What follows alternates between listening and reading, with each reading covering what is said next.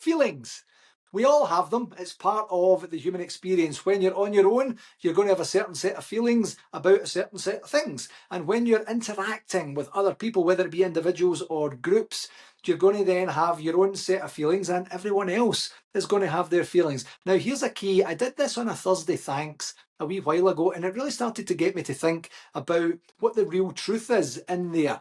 What do you want to feel in a certain circumstance or situation? And what would you love to influence that someone else feels in the same circumstance or situation if there is an interaction present? Now, you don't get to dictate what anyone else feels whatsoever, but there is an influence there. That's why I used the word influence instead of what do you want other people, what do you want to make other people feel? It doesn't work like that. But when you start to know and understand, I want to feel this way when I'm entering into this interaction and when I leave that interaction. And what I want for the other person to feel is insert whatever that is there.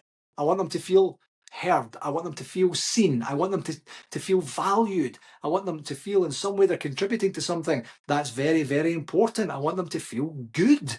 And good obviously is a very broad term there. But when you start to think that in terms of the truth for this week, you do have influence on what you feel and what other people will feel. It's not always going to be exactly the way that you hoped it to be, but if you lean into things with intention and you say, you know what, this is how I would like to feel, this is how I would like other people to feel, then there's going to be discernible action items that you can take in there to say, I'm going to show up with my best self. I'm going to show up fully prepared. I'm going to show up in a respectful manner. I'm going to show up early. I'm going to show up in some way completely fully prepared for the interaction in and of itself out of sheer respect.